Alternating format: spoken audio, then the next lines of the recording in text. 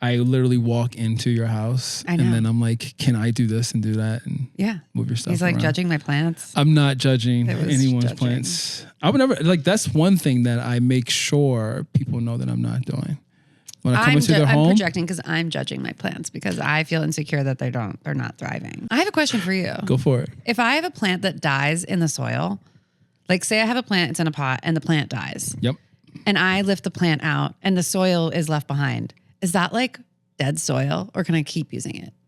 It depends on how long you've What if it's just like old soil?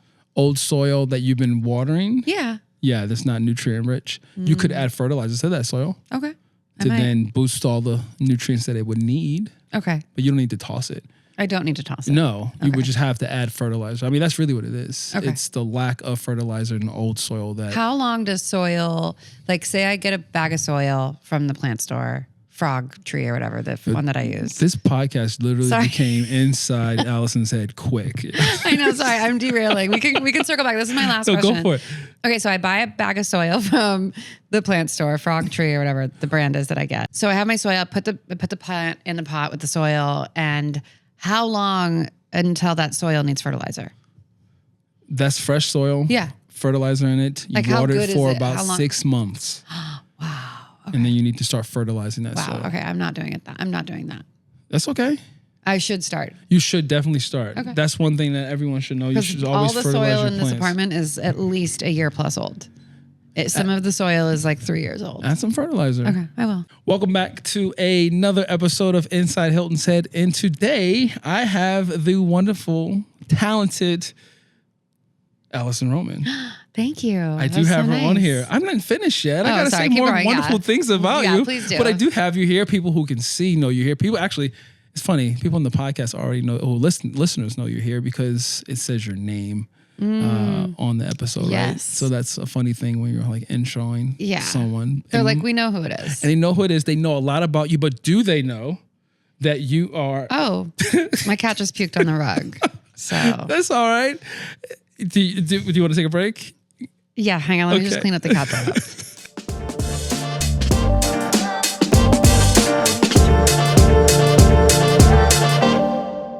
Thank you for being here, Alison. Thank you so much for having me. Great to see you. It's great to see you as well. The last time I saw you, it was your birthday.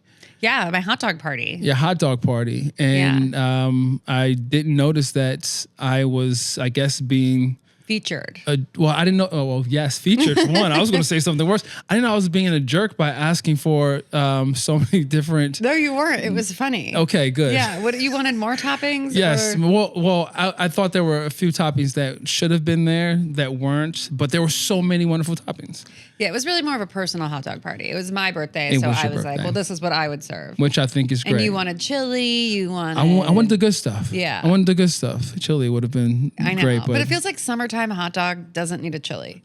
That's like a fall, winter hot dog. See, that's stuff I don't know. I don't know where my head. when I don't know when I should be eating a chili dog, clearly. Yeah. Well, I want to let all of our listeners and viewers who don't know maybe who you are, Alison, which I think is a difficult thing for people to whatever position they're in, if they're under a rock, that's probably oh my gosh. when they would not know who you are. But let me go through some of the wonderful things you have done. You are a New York Times best-selling author. That's one. 3-time, right? Well, twice. Twice. The first one didn't quite get there, but that's okay. It was it was like almost pre-Instagram and I was a baby and it's okay. I'd like to think if it came out today, it would be a bestseller. And I believe that might be the book that I have, which is Nothing Fancy. Yeah. Well, Dining In was the first one. Dining In. Whatever you don't have, we'll make sure you leave with today. I believe I don't have the newest one, which is Sweet Enough. Yes. I do have Nothing Fancy, and I do have Dining In. Okay, great. That's good. Two out of 3 is good. It's 2 out of 3, you know? I'm not going to ask how many of my books you have. I have at least one because you brought it to me today. But I actually think I have another one. I believe you do have another one of my books. Yeah. Because you're very kind to me. Why also you help me. I try. Although you wouldn't know it by looking at my plants here today. I try. You also have a video series called Home Movies, which is on YouTube. Yes. Beautiful series that basically was a part of that hot dog party. You shot a wonderful video there. It was. And you just last year started your own podcast. I did, yeah. Solicited Advice. Solicited Advice, yeah. where we get people to call in and ask us their questions and we answer them. That's a lot. It is a lot, but it's really fun. It's actually easier to answer other people's questions than to come up with questions for them.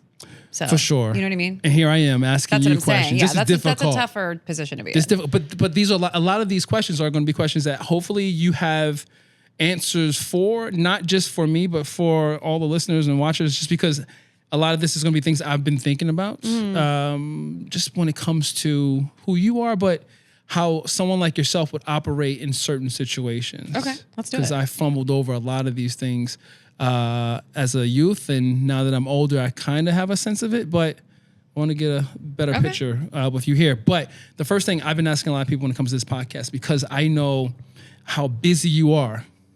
Very busy. Yes. Do a lot of things. Sorry, I'm just looking at my cat again to make sure he doesn't puke on the carpet again. Okay. He's fine. He's just checking out to see if you've removed the scene all of the crime. He's like, is it still there? I was going to eat that. Yeah, I was going to eat that, Mom. What's going on here? Okay. A question you've been thinking about I've been asking a lot of people because I'm on this journey. I'm on my sleep journey. Oh my God. Okay. How are you sleeping? Not well. Why not? Why not? Because the world is aflame and I live on a very loud street corner. Got it. They put up scaffolding across the street, which used to be like a beautiful, beautiful old building. And I guess there's like a law in New York that you have to do scaffolding for inspections and minor repairs every 5 years if you're over a certain age of building. And that's like a very old building. Anyway, so there's lights, it's loud, like starting at 5:30 every morning. It's like very difficult to sleep. But also, the older I get, the more difficult it becomes to sleep when I drink alcohol.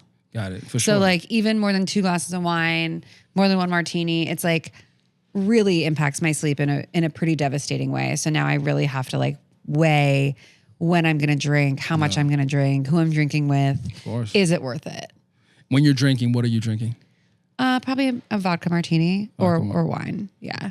And at this age, it's one that... It's like 1 martini and like 2 glasses of wine max. Not at the same time, but like either 1 martini or 2 glasses of wine. But is that the thing that makes it so that you can't sleep well, that particular amount? Say yes. I'd say more than that, it's like game over. Okay, especially wine, I think, because it has more sugar. But the older I get, the more difficult it becomes to sleep through the night. So I'm like trying CBD gummies. I'm trying melatonin. I'm trying Xanax. I'm trying acupuncture. I'm trying yoga. I'm like really trying. Okay. And it's not great. What is your ideal, I would say, max amount of time that you would love to sleep? I would love to sleep. Honestly, if I could get 9 hours, that would be awesome. Who does? Nobody. Yeah, I'm like, 9 hours is a lot of sleep. Yeah, but how cool would that be? I don't know. I don't know how cool it would be because I'm not someone who has been sleeping well, but that's why I'm on this journey. And I do have a baby. I have one on the way. Oh my God, that's great. Congratulations. Thank you so much. Thank you so much. Is it another girl? It is another girl. I'm doubling down. Cute. But it's like one of those things where I've never slept well, but it's something that I'm working on where I put, I set alarms for myself, or I guess notifications. Okay. My phone goes into like sleep mode at a certain time of the night. And I put my body in a place to rest when needed. Yeah. Doesn't always work. Yeah. Well, you know what's interesting is before this I was in acupuncture and I fell asleep on the table. Oh. And I do every time. So it doesn't matter what time of day, it doesn't matter what I was doing before, what I'm doing after.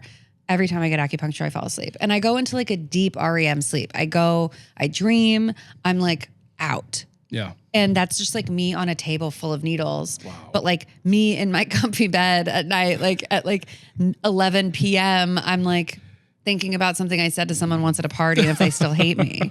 Like it's not good. Yeah. Or like what I have to do tomorrow or should I do it now? And like I like start ordering groceries on my phone. Like I'll do anything but sleep. You got to put that phone away. I know. I'm telling you stuff that I should be knowing myself as well. We should hold each other accountable. Yeah, we should. Well, look, I will tell you what I have been doing. Okay. What I have been doing are all the things that I can kind of control. I'm someone who likes a cool bedroom. They say you sleep better if it's a bit Yes, I've heard that as well. Comfortable. Yeah. Colder in the room. My wife does not like that. So what we have agreed to is that once I come to bed, because we go to bed in different schedules, I can crack the window a bit and let it get a little chilly in there. And because of this, what we have also done is we have had a duvet divorce. Oh, you both have your own duvet? We both have our own duvets. Wow. That makes it so that when she wants to really bundle up, when it's a little too chilly. I want to bundle. I can have my own. He's too hot. Yeah. My husband, it's like he needs maybe a sheet. Basically. Yeah. We got a duvet divorce. You've got to duvet divorce. That's what it is. You got to duvet divorce. It's an important part before, I guess it's the first step before you bedroom divorce, right? Yeah. I remember growing up, my grandparents slept in different bedrooms and I always thought that was funny. And now I'm reading all these New York Times articles where it's like, best thing I ever did for my marriage was get a different bedroom. I'm like, okay. We are having renovations done in our home right now. And we're now sleeping in the guest room. And my wife was like, this would make a good room for you when we have a You're like, what? Divorce. I was like, You're what like, is happening? are we not sleeping in the same room anymore? Not a good thing. But we've made it this far with us having me having sleeping issues and her being so hell bent on getting quality sleep. Yeah. So that's what I'm after. If I was getting quality sleep, I would be good with 7. Okay. But I'm not. So I'm like looking for 9. You know what I mean? Of course. Yeah. But I also was reading something recently where the 8 hours of sleep a night, and I don't know, someone who's a scientist or doctor needs to verify this, but it did come from a medical source. 8 hours of sleep was basically designed for men, specifically for their body types, for their hormones, for their metabolism, for everything. Got it.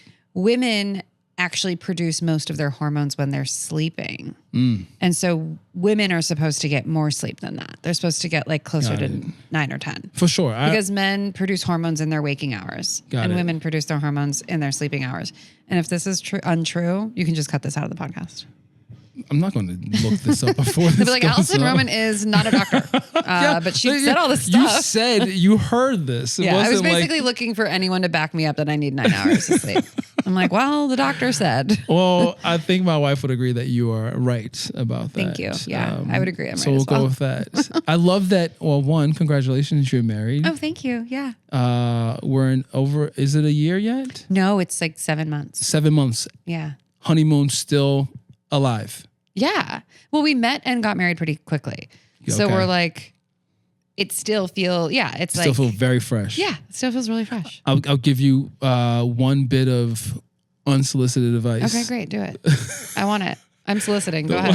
The one thing that my wife's name's Fiona. The one thing that Fiona and I always do that we just find funny is that when we first got married, it was this like quick check-in on things sometimes where when we first started dating, there were certain things that we were just like, oh, we know we're really in love because I said this really stupid thing and you belly laughed. Oh yeah, you thought it was so funny. So that was so funny. So Yeah. so now we've been married it's almost 6 years. A few weeks will be 6 years. And when those moments happen now, we'll go, honeymoon's not over. Yeah, Just to that's go, sweet. yes, we're still in this. You Look still at got us. it. You still got it. She still asks your dumb jokes, and that is important. And very important. Yeah, Now, I'm not sure how you guys met and how this all met on came together. Instagram. You met on Instagram. Now that's special. Yeah. I love that. I love that. special. Now let me ask this question then. You were trying to lock him down? Like when I met him? When you figured you wanted to lock this man down. You wanted to make him yours. Yes. What was the thing that you made for him? Oh. Food-wise. I think I had him locked down before I cooked for him, if I'm honest. I can believe that. I can believe that. But what was the first meal that you were like, look, this guy knows what I do? we actually have 2 different versions of the story. I thought it was meatballs, Okay. but he told me that it was a chicken. How do you guys get that part mixed up? I don't know, because in my narrative it was meatballs. And But I think that was like the second time I cooked for him. Okay, so let's You go know what I with mean? the chicken. Yeah, it may have been chicken. It could have been a chicken. Yeah. What kind of chicken? I don't know. You That's don't what know. I'm saying. All right, let's go to the meatballs. What were the meatballs about? Well, he's a man of simple tastes in that like he appreciates really good food, but I don't know. I feel like when people always ask me like, what should I cook for a first date or what should I cook for my friends or what should I cook for, X, Y, and Z occasion, I'm always like, well, who are you cooking for and what do they like? Because to me, the goal in cooking for others is to like make them happy. For sure. It's not a personal flex. I'm not like trying to like show this person what I can cook and how I can cook it. Yeah. I want to make them happy. And so I think through the conversations that we had around food, it was very clear to me that he does not cook. He did not cook. He did not grow up with people cooking for him. Do you think that's what he saw? And he was like, I don't cook, and this person does cook. I think that was like a peripheral bonus, but I don't think that was something that like drove him towards the situation. For sure. Yeah. But which is to say that like, I was like, okay, well, he'll probably really appreciate like the best version of something very classic and like identifiable, which also isn't like me flexing on something. I'm like, oh, well, like a meatball is a meatball, but like my meatballs are really good. So I felt very confident in that also, because if you're on a date in the early stages, you never want to like wing it. You know, I mean, I can wing it. Some people can wing it. Some people can wing it. But like, I also am really down for like the things I do really well, which is roasted chicken, make meatballs, etc. I love that. Yeah. Do you remember the first meal thing you ever cooked for someone that you were going on a first date with? I don't actually. I really don't. You do? What was it? It was, none of this makes sense together. That's okay. It was a seared tuna with mushroom risotto and spinach. I agree. It doesn't make any sense. It doesn't make any sense, right? But I applaud you. That's like ambitious in a way that, is the eclipse happening? Is the light changing? Yeah. Okay. All right. It's eclipse day, y'all. It's eclipse day. I don't know if you guys feel like you have to not mention things that happened today or yesterday, but I was only if you have something that's coming out. Oh no. Well, you know what's coming out? The moon and the sun today at the same time. Together. They've come together. We have to go outside. We have to break up the podcast so we can make sure we see it. Let's do it. I once dated a baker who was really good at what she did. She was like, she would put out a lot. She had a blog, and she would put out a lot of recipes. And once I watched her burn toast, and she said, things like that just happen. Yeah, all the time. What is the one thing that most of us think is just like a piece of cake to do in the kitchen that you kind of fuck up here and there? Making rice. Making rice. My rice is bad. Oh. I struggle. But you know, the thing I like about making rice is that it is a challenge for me every time. Okay. And it seems really basic, but it's not. Making nice rice, making good rice, making well-cooked rice is a true art form. And I'm not good at it yet. Yeah. And every time I make rice, I'm like, okay, I'm going to nail it this time. And honestly, the times where I pay the least attention tend to be the best rice. Like it really is sort of like it smells fear, and you do have to like make it in a way that like feels almost casual. Like if you fuss over it too much, I don't know, like it doesn't work for me. Of course. I would say like boiling an egg, frying an egg, making a really good peanut butter and jelly sandwich, like very simple, basic things are actually very difficult to nail. And we'll be right back after a break from our sponsor. Balancing work and life can be really stressful, and finding ways to work through the stress is always a goal of mine. Of course, the process of nurturing plants helps me to slow down, take a breath, and bring in joy. But unfortunately, my plants aren't licensed therapists with expert advice. Regardless if you have a clinical mental health issue like depression or anxiety, or you're just a human who lives in this world who is going through a hard time, therapy can give you the tools to approach your life in a very different way. And that's why I'm excited to tell you about today's sponsor, BetterHelp. BetterHelp's mission is to make therapy more affordable and more accessible. And this is an important mission because finding a therapist can be really hard, especially when you're limited to the options in your area. BetterHelp is a platform that makes finding a therapist easier because it's online, it's remote, and by filling out a few questions, BetterHelp can match you to a professional therapist in as little as a few days. It's easy to sign up and get matched with a therapist. There's a link in my description. It's betterhelp.com/Hilton. Clicking this link helps to support this channel, but it also gets you 10% off your first month of BetterHelp so you can connect with a therapist and see if it helps you. And because finding a therapist is a little like dating, if you don't really fit with that therapist, which is a common thing with therapy, you can easily switch to a new therapist at no additional cost without stressing about insurance, who's in your network, or anything like that. Starting this podcast was supposed to be a little extra therapy for me, getting the ideas in my head out. Good to know I can always use BetterHelp just in case Molly can't help me. So if you're struggling, consider online therapy with BetterHelp. Click the link in the description or visit betterhelp.com/Hilton. Thank you again, BetterHelp, for supporting this channel. Now, back to the show. Weird, right? We took a break. Do we look different? Do we sound different? We might sound different. We might look different. But if we're different, I think everyone actually is different at this point. That's true. What did you think of the eclipse? That was awesome. It felt like a special event in the way that like New Year's Eve feels. We're like, we're all doing this together. We're all experiencing this. Yes. And there are so few of those types of events in the world. For sure. This one especially cool because it is just like occurring in nature. Occurring in nature, everything is being affected by it. It's interesting because when we first decided we were going to record together on this day, I wasn't aware that the eclipse was today. No. I also wasn't aware that we would even think to take a break to see the eclipse because I was like, it's New York. We're here in your we have to leave to go look at the eclipse. We have to go look at the eclipse. Yeah. And I was just like, I want to do that. But I don't think that that's a thing that everyone wants to do. But I realized when we went outside, everyone wants to do it. Everybody does want to do it. It also is like one of the rare, I would say, like naturally occurring phenomenons that everyone can experience at some point in their life, depending on where they live. And it's not like a negative thing.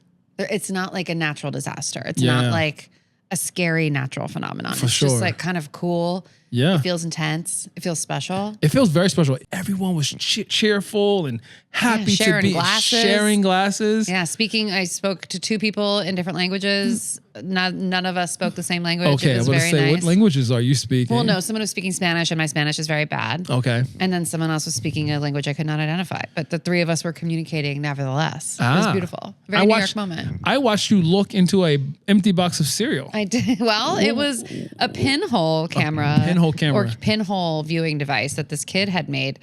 And he was the most popular kid on the corner.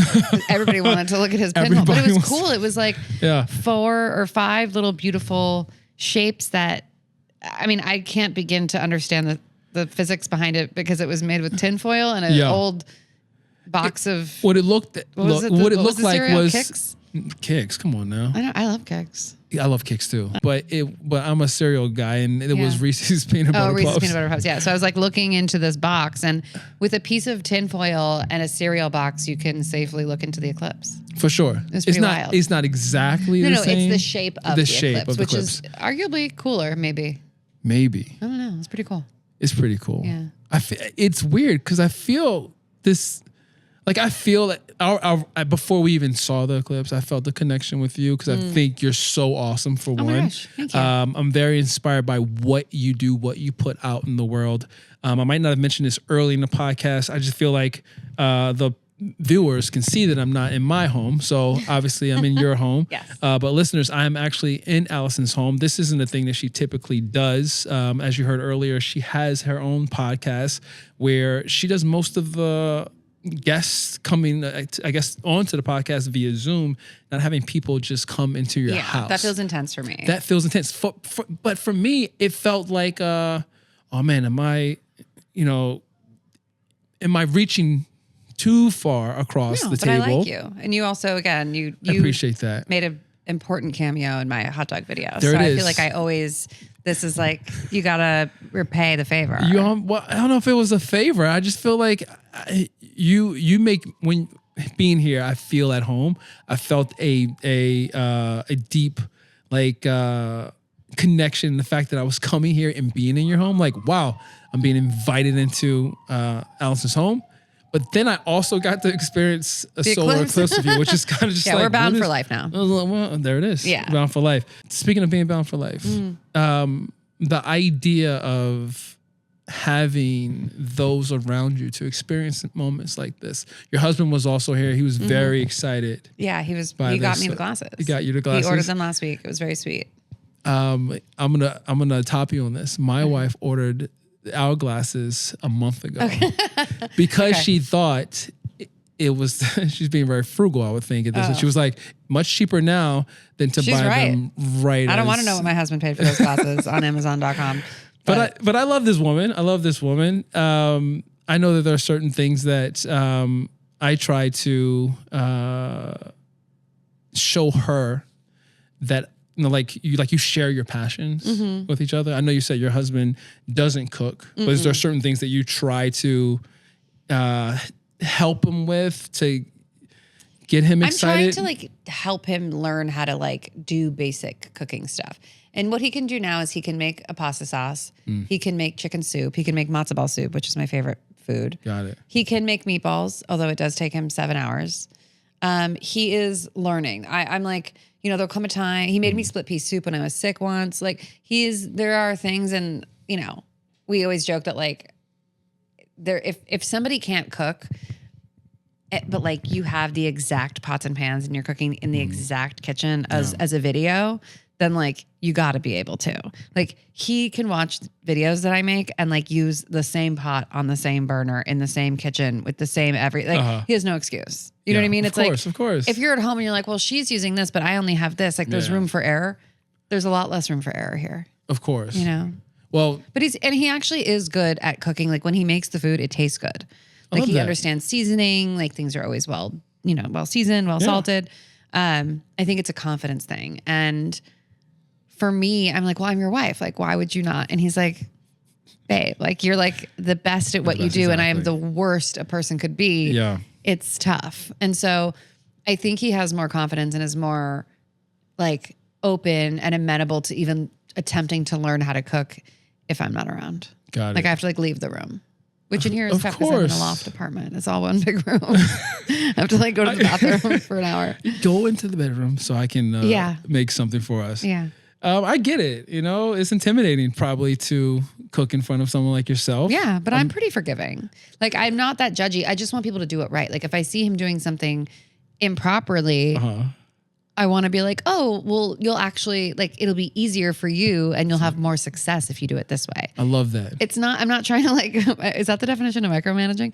I'm not trying to impose, but I'm also trying to help them succeed. For sure. What you said That's what there. I do. That is what you do and is exactly what I do. When I walked in here, you said you thought that I was judging your plans. No, but you could help me. You could help some of these thrive. I could help some of them thrive.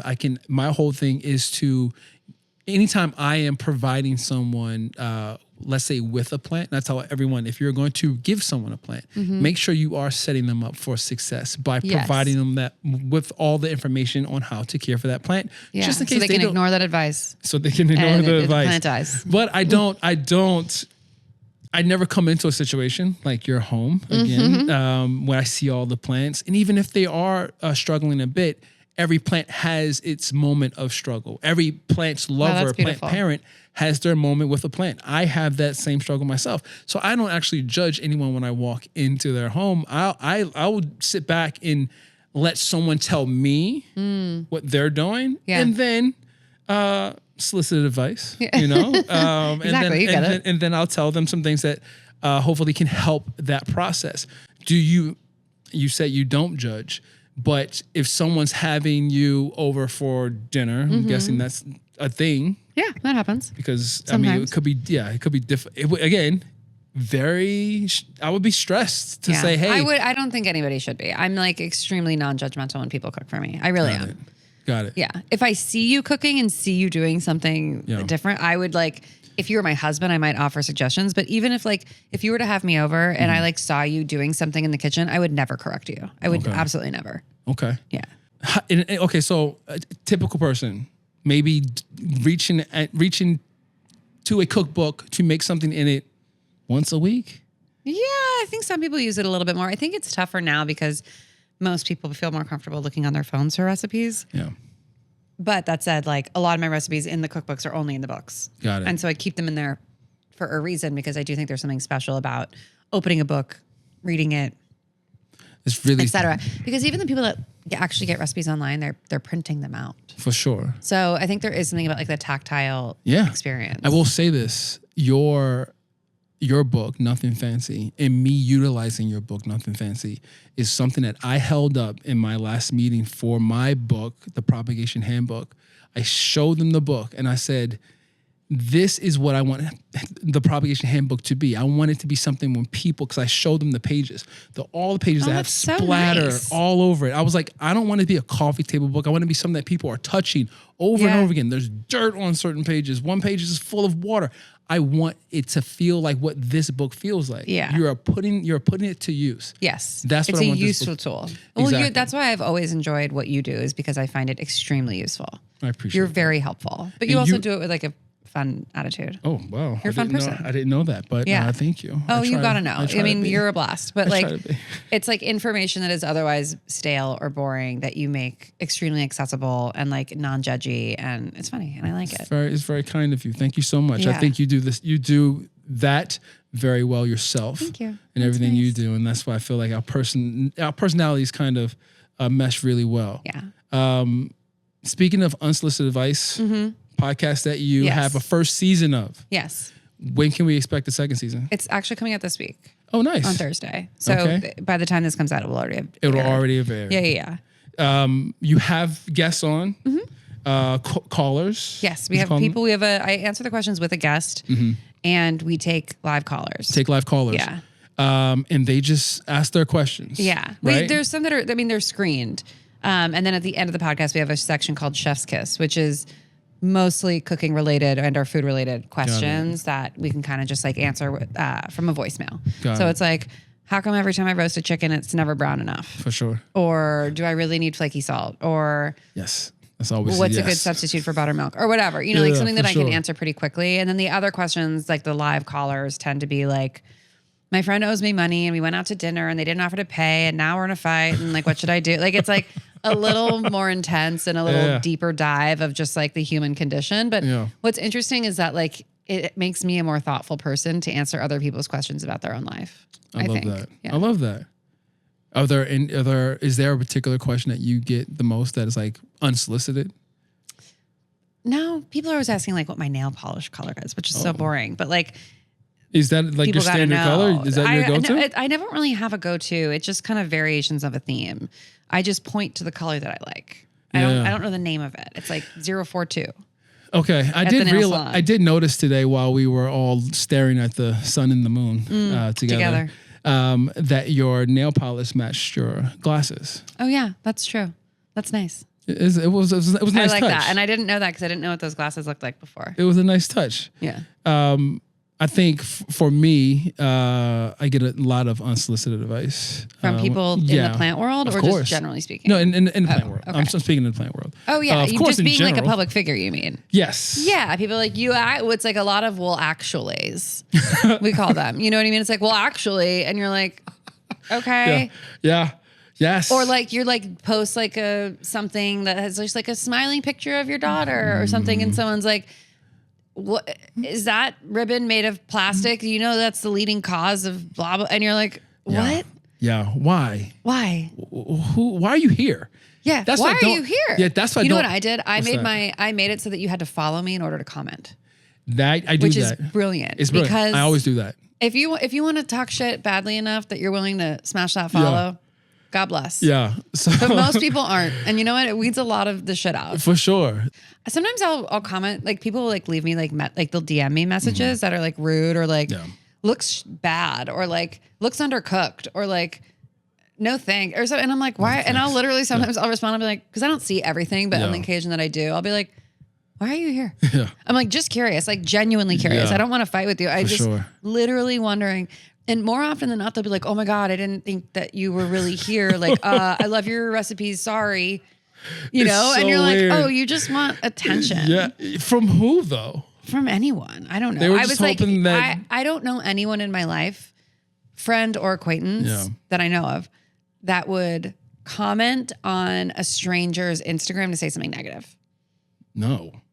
I just don't know anyone that would do that. It's a certain kind of person. It's a certain to kind like of spread person. negativity unsolicitedly to people that you don't know is For sure. interesting. Like It's you know what I mean? It's not like they're not like making like intelligent commentary or like a thought. They're not like thoughtfully conversing with something that they disagree with. They're just like being mean and rude. Yeah, for and sure. You're like, okay. For sure. Anyway, It's a blast. It's and it's a privilege. It's there. It is. That's what I was gonna say. It's like one of the. It's the game we play, and we decided to be a part of it. I don't know how much of the content that you're putting out that you are personally checking in on and managing. Oh, I'm the only person. You're on the my only Instagram, You're the only one managing. But are you also checking in on comments on YouTube? I dabble. It's pretty Dabble. peaceful over there. I That's will say, it's more actuallys Got it. over there because it's people that are like real like cooking heads and cooking nerds, and they'll be like, well, actually, or like she didn't wipe her knife after she like it's like commentary like that. But for sure. I will say, like by and large, I would say that YouTube has like sometimes the meanest, but also the most random comments. Like they're not people who know who I am or like me. Got it. I just like come across their desk and they flippantly comment something. Like it doesn't feel personal. For sure. Someone commented on I have a rotating planter in my new Target collection, which is cool. Thank you. Someone commented on the Target collaborative post with me on it, which is a flex. Which is, I guess. I think so. Target, call me, yeah. Call her, please. And they wrote, this is so wasteful. Why not just rotate your plant yourself? And then I'm not someone who just lets things like that slide because it feels so weird to comment. That's why Hilton's not sleeping. Probably not. I just wrote back really quick, just like, yeah, you're right. What did I say? Oh, they should stop making chairs too, because I could just stand here. You know what I mean? What are we doing? I know. But it's so tough not to respond, but I think that is the best advice. You really gotta like ignore. And the best way for me to ignore is to not see it in the first place. There it is. So which is why I don't like to look at stuff. There it is. Yeah. Well, look, I really appreciate you allowing me to be here in your home during the solar eclipse. You literally were like, Hilton, I'm busy, but I would love for you to come during the solar eclipse so we can experience that together. Yes, I said I can't do any other time, but I can do this one day this week during this 2-hour window, which is exactly the time of the solar eclipse. And if you think that's a mistake, you're wrong. I don't think it's a mistake. I wanted it to be this way. I appreciate it so much. Now, everyone, obviously you can follow Alison Roman on all the platforms. There's like 1,000 platforms. There's a newsletter that you can subscribe to. There's a YouTube channel that you can watch. There's a podcast you can listen to, and there are books you can cook from and read. She's doing it all, guys. She's doing it all. Yeah. Everyone, I hope you enjoyed Alison Roman here. Of course, find her where you want to find her because she is there. Alison, is there anything? Wow, that's so nice. That's like find her where you want to find her because she is there. That's really beautiful. You are there. Thank you. You're there too. I'm just trying to be where you are. So if that is there, then I want to be there. And you are there. I appreciate that. Yeah, and you're killing it. I'm like, it's so exciting to watch you thrive, and you work so hard, and like you do not rest. You should. I should get some rest. I look like I'm very tired right now. Great, I might be tired. Yeah, I might be tired, bro. It's tough because you're like, when is it enough? And it's never. It's like, is it ever enough? Is that something that you're questioning for yourself? Sometimes I think that I have enough now. What is enough? Good. What is enough? Well, I think enough to me is like the creative pursuit, right? Where if there's like something else that you want to do or make or see in the world, you should be able to pursue that. For sure. I think before it was more rooted in like, I don't know, approval or making other people happy or like trying to like do the most and be the best. And like, I just don't think any of that's necessarily possible or healthy. Yeah. And so now I'm just sort of trying to take it a little bit slower, a little bit more intentional, but also be like, why am I doing this? And more frequently the answer has to be like, because it makes me really happy or because it makes me money. And anything else I don't need to do it. Like if it's for someone else, I don't need, you know what I mean? Like for sure. But I think you need to make a living. You also need to be happy. And but what is making you happy right now? I have a store upstate that I love. It is the love of my life. I love it. I love like what is the name of your store? Grocery store. It's called First Bloom. First Bloom, upstate New York. Where's upstate New York? What city is this? It's about 3 hours north of Brooklyn. It's in a town called Bloomville, New York, which is in the Catskills. Okay. It's like an hour and 20 minutes west of Hudson, like due west. So as far north as Hudson, but west. Okay. But yeah, it's like I carry groceries and I sell people ingredients and make hot chocolate and chicken broth and beans for people. And like, it's just... It's a delight. I'm obsessed with it. There it is. Yeah, it makes me so happy. Of all the things, and I basically do everything else so I can do that because that doesn't make money really. You know, I mean, it stays afloat, you know, as like a business, but that couldn't be my only job. I get it. Working the store. I get it. But it does make me the happiest. And I think that that's okay because there's things that I sometimes do for money, i.e. do an ad for the podcast or the home movies. That's not my passion. I'm not like love to read ads. For sure. But they pay the bills. Yeah. You know, and if I get to continue making home movies and doing the podcast and having the store, then I do the other things that keep those things afloat.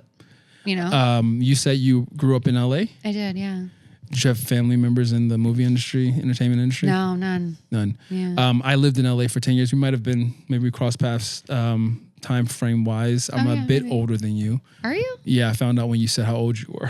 Oh shit! I thought we were the same age. No, much older. I actually was afraid you were younger than me. In which case, well, no, I'm much older than you. Okay, good. Thank God. But well, you're very accomplished. You know what I mean? It's like, okay, I can handle that. Okay, fine. Yeah. If you were to be like, I'm 27, I would have been like, get out now.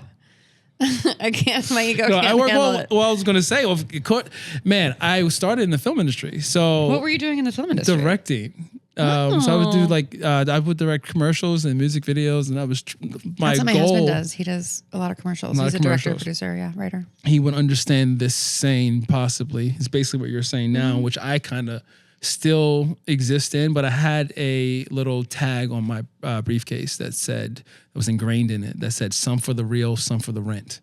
Yeah. And that's kind of what you're talking about right now. 100%. And him and I talk about that all the time because we both exist in that. Yeah. Like, he works on scripts that are creative and fulfilling, and then he does the Amex commercial, which pays rent. You know, it's like you do the one for me, one for you. But I've sort of always existed in that space. But when I was just getting my start, like working in kitchens, I didn't make any money, and I didn't care because I didn't need to, because I was 19. And I was making $7.25 an hour, cutting marshmallows, doing whatever. Yeah. And I made enough money to pay rent that was like $850 a month. For sure. And that was it. And I didn't think beyond that. And so it wasn't until I got older where I was like, well, I need to figure out a way to like maintain my level of creative fulfillment and happiness.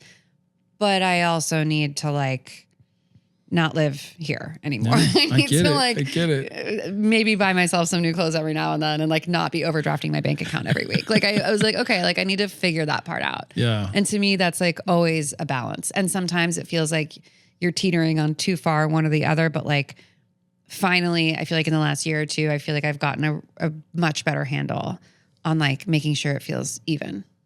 I love that. Yeah. That's awesome. Once again, the wonderful, the amazingly talented, very kind. Thank you. That's so nice. Beautiful, funny. Like one of the things I think that I find that I get excited about when it comes to people is a good sense of humor. It's so important. Life is too long to not have one. Yeah. And that's how my wife and I connected. And you have a great sense of humor. Thank you so much. Glad you shared all of this with me. I do want to take one just quick moment to say, when you spoke about your store, people, the listeners can't see it. No. The viewers probably couldn't have seen it either. But when you looked at me when you said that, I could tell that was the thing that makes you right now the happiest. Yeah, it's awesome. I love it. There's something so special, and because you make physical objects too, but there is something about a physical space or a physical object, which is why we make books, which is why you're doing products and planters and things like that. And you have a plant store?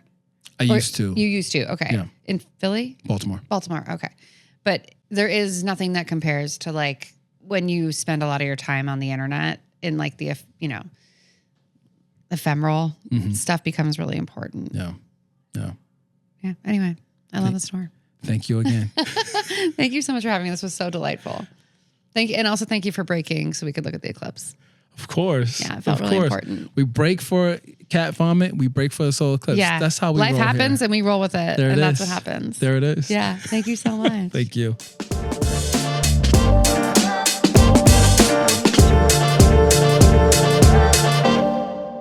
Balancing work and life can be really stressful, and finding ways to work through the stress is always a goal of mine. Of course, the process of nurturing plants helps me to slow down, take a breath, and bring in joy. But unfortunately, my plants aren't licensed therapists with expert advice. Regardless if you have a clinical mental health issue like depression or anxiety, or you're just a human who lives in this world who is going through a hard time, therapy can give you the tools to approach your life in a very different way. And that's why I'm excited to tell you about today's sponsor, BetterHelp. BetterHelp's mission is to make therapy more affordable and more accessible. And this is an important mission because finding a therapist can be really hard, especially when you're limited to the options in your area. BetterHelp is a platform that makes finding a therapist easier because it's online, it's remote, and by filling out a few questions, BetterHelp can match you to a professional therapist in as little as a few days.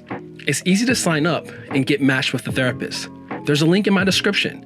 It's betterhelp.com/Hilton.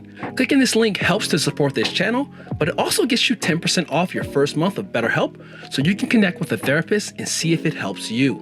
And because finding a therapist is a little like dating, if you don't really fit with that therapist, which is a common thing with therapy, you can easily switch to a new therapist at no additional cost without stressing about insurance, who's in your network, or anything like that. Starting this podcast was supposed to be a little extra therapy for me, getting the ideas in my head out. Good to know I can always use BetterHelp just in case Molly can't help me. So if you're struggling, consider online therapy with BetterHelp. Click the link in the description or visit betterhelp.com/Hilton. Thank you again, BetterHelp, for supporting this channel.